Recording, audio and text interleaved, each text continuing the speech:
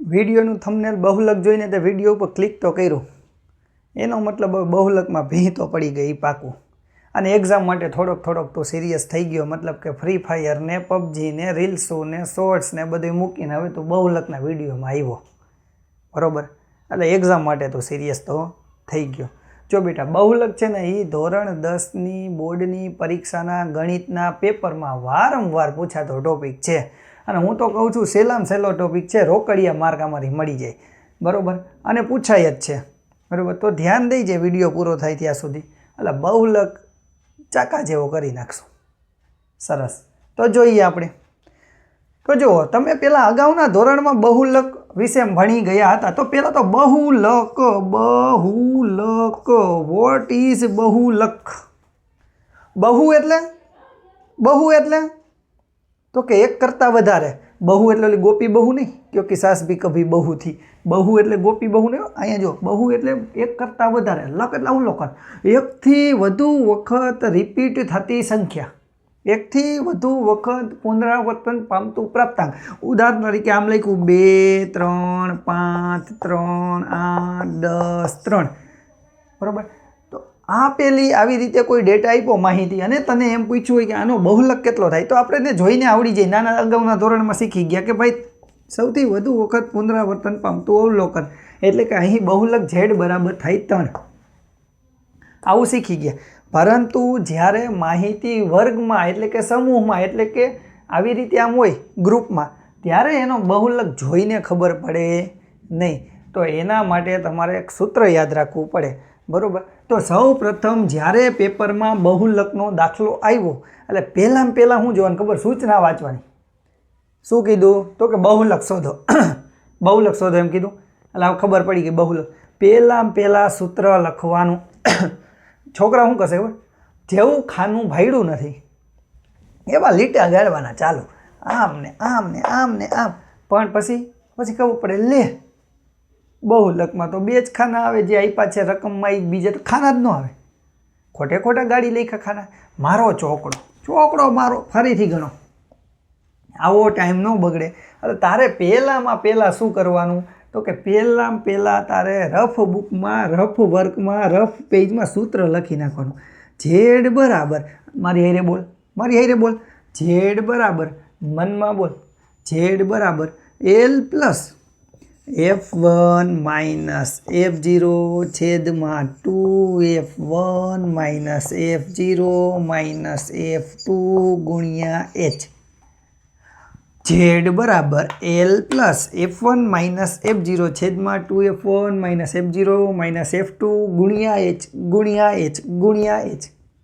એટલે ખબર પડે, હા ઓલું F1 F0 આમાં પતાવી દેવાનું છે, નવા ખાના કરવાના નથી. પછી આ દાખલો તારે ગણવાનો. આ સ્વાધ્યાય 13.2નો પહેલો દાખલો છે, બરાબર. 1 કરાવીશ એટલે બધા બહુલકના દાખલા તમે કરી શકશો. માત્ર એક જ સૂત્રના આધારે સૂત્ર પાકું કરી લેવાનું. તમારે જો આંકડાશાસ્ત્ર ચેપ્ટર પાકા પાયે શીખી જવું હોય ને બેટા, પાકા પાયે, પહેલાં એના બધા સૂત્રો પાકા કરી લે.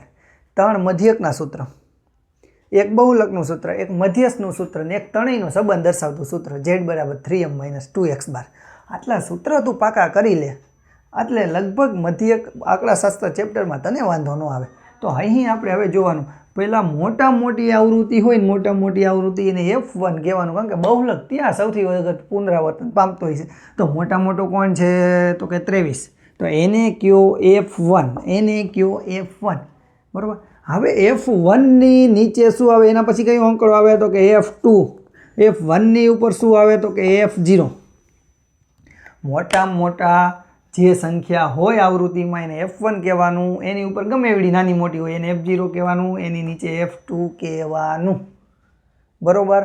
હવે જો અહીંયા જો હાલ, આવું તને લગભગ કોઈ નહીં કીધું, અહીં હું કહી દઉં. ઉદાહરણ તરીકે અહીંયા મોટી સંખ્યા હોત તો અહીંયા 50 હોત હાલ, તો આને એમ કહેવાનું, તો કીધું તો એમાં થઈ બે કે આને F1 કહેવાનું. સરસ. એની ઉપરનું એને F0 કહેવાનું, તો આને F0 કે. હાલો, સરસ. તો F2 કેને કહેવાનું? તો અહીંયા F2 કેટલા મૂકવાના? કે ભૂસી નાખવાનું? અહીંયા F2 કેટલા મૂકવાના? તો બેટા અહીંયા F2 તો કે કાંઈ નથી, એટલે એને 0 લેવાનું. શું લેવાનો? 0. એટલે યાદ રાખજે, પેપરમાં કદાચ છેલ્લી સંખ્યા તને મોટા મોટી પૂછી લે તો કન્ફ્યુઝ નહીં થવાનું. હાઈલા પેપર તો અઘરું નીકળ્યું, પેપર તો સિલેબસ બહારનું હતું, પેપર તો ક્યાંક અમેરિકાથી આવ્યું હતું. એવું ન હોય હો ભાઈ. એટલે એવું નાની નાની માહિતી ખબર હોવી જોઈએ કે ભાઈ મોટા મોટી સંખ્યા F1 અહીં આપી હોય તો એની નીચે હોય તો 0, અહીં મોટા મોટી આપી હોય તો F1 બરાબર એ મોટા મોટી, એની ઉપર F0 એટલે 0. તો જો અહીંયા મોટા મોટું 23 છે ને એની ઉપર ખાનું કરવાનું, એની ઉપર ખાનું કરવાનું, એની ઉપર ખાનું કરવાનું, એની ઉપર ખાનું કરવાનું, બરાબર. મોટા મોટી આવૃત્તિને F1 કયો, એનાથી ઉપર F0 કયો, એનાથી નીચે F2 કયો. આને તમને પેપરમાં 1 માર્કમાં પૂછાઈ ગયું હતું. 1 માર્કમાં પૂછાઈ ગયું હતું બહુલકીય વર્ગ કેટલો. આવું ખાનું આપ્યું હતું, તમને એમ કીધું હતું બહુલકીય વર્ગ બરાબર ખાલી જગ્યા. ઘણા છોકરા ગોટાળે ચડ્યા. બેટા જેમાં મોટામાં મોટી બહુલકીય આવૃત્તિ મળે ને એનો જે વર્ગ હોય ને એને બહુલકીય વર્ગ કહેવાય. અહીંયા બહુલકીય વર્ગ કેટલો? 35 થી લઈને 45. 1 માર્ક માટે અહીંયા બહુલકના ટોપિકમાંથી પ્રશ્ન નીકળે ને તો આવડવો જોઈએ, આવો જ નીકળશે કે અહીં બહુલકીય વર્ગ કેટલો, તો કે આ કેટલામો સમૂહ છે, તો કે જે મોટા મોટો બહુલક હોય, મોટા મોટી આવૃત્તિ બહુલકીય વર્ગ બોલાય. હવે આપણે આને કિંમત અહીંયા મૂકીએ. અહીં L બરાબર કેટલા? તો કે જે બહુલકીય વર્ગમાં જે અધસીમા હોય ને L કહેવાય. L બરાબર 35 વત્તા F1 માઇનસ F0. F1 કેટલા? 23. F0 કેટલા? તો કે 21 છેદમાં 2F1 એટલે 2 ગુણ્યા F1, 2 ગુણ્યા માઇનસ F0 એટલે કેટલા? માઇનસ F2 એટલે કેટલા? 14. અને ગુણ્યા H, ગુણ્યા H કેટલા? તો કે આ બે વચ્ચેની વર્ગ લંબાઈ કેટલી છે? તો કે 15 માંથી 5 જાય તો 10, 25 માંથી 15 જાય તો 10, 35 માંથી 25 જાય તો 10, એટલે H કેટલા મળ્યા? 10. બસ હવે આનું સાદું રૂપ આપ એટલે જવાબ આવે. જો 35 એમના એમ, 23 માંથી 21 જાય તો કે 2, 23 ગુણ્યા 2 તો કે 46, માઇનસ આ બે સરખી નિશાની એટલે સરવાળો કરો. 21 ને 14 તો કે 21 ને 4 25 ને 10, 35 ગુણ્યા 10. હવે જો અહીંયા 35 એમના એમ વત્તા 2 એમના એમ, 46 માંથી 35 જાય તો કે 6 માંથી 5 જાય તો 1, 4 માંથી 3 જાય તો 1 ગુણ્યા 10. 10 ને આની હારે ગુણી નાખો એટલે 2 ગુણ્યા 10 કેટલા થઈ જાય? તો કે 20. 20 ભાગ્યા 11 કરવાના.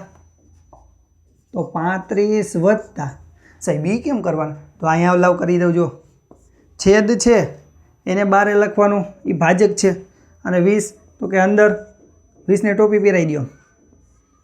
હવે બેનો ભાગાકાર કરો તો કે 11 એકા 11, 11 દુ 22, 22 વધી ગયા એટલે 11 એકા 11, 20 માંથી 11 ગયા તો 9, ભાગ નથી હાલતો તો પોઈન્ટ મૂકીને 0, 11 અઠા 88 વધ્યા કેટલા? 90 માંથી 88 ગયા તો 2, પાછો મૂકો 0, 11 એકા 11, 9, તો અહીંયા કેટલા આવ્યા? 1.81. તો 35 અને 1.81 કેટલા થયા? તો કે 36.81. આ શું મળી ગયો? બહુલક. તો અહીં માહિતીનો બહુલક 36.81 મળે. સાહેબ સાચો હોય ખોટો એ કેમ ખબર પડે? તો બેટા જ્યાં મોટામાં મોટી આવૃત્તિ હોય ને એનો જે સમૂહ છે ને વર્ગ, એની વચ્ચે જ હંમેશા બહુલક હોય જ. અહીંયા જ સૌથી વધુ વખત પુનરાવર્તન પામે છે. એટલે આશરે આપણે એવું કહી શકીએ કે 36.81 બહુલક છે. એટલે આપણું સાચું. જો 35 કરતાં નાનો અથવા 45 કરતાં મોટો જવાબ આવે તો કદાચ જવાબ આપણો ખોટો હોઈ શકે. ખોટો હોઈ શકે ને, ખોટો જ હોય. તો તમારે 35 અને 45 વચ્ચે જ જવાબ આવવો જોઈએ. જ્યાં મોટામાં મોટી આવૃત્તિ હોય ને એના ખાના એના જ ગ્રુપની વચ્ચે જવાબ આવવો જોઈએ. તો આ થયો બહુલકનો દાખલો. આવા બહુલકના દાખલા ચોપડીમાં બધા કરી નાખો. સાવ સિમ્પલ વસ્તુ હતી, માત્ર આ એક સૂત્ર આવડે, બરાબર, એટલે સીધે સીધો તમે રકમ તો તમને બુકમાં આપેલી જ હોય, ખાલી સૂત્ર આવડી જાય એટલે સીધે સીધું તમે બહુલક ગણી શકો. સાવ સહેલી વસ્તુ, અને દર વર્ષે પરીક્ષામાં ક્યાંક ને ક્યાંક બહુલકનો દાખલો જોવા મળે છે, બરાબર. તો તમે આ રીતે એને ગણી શકો. તો સારું, મળીએ પછીના વિડીયોમાં. સારું, ટાટા, જય હિન્દ, જય ભારત.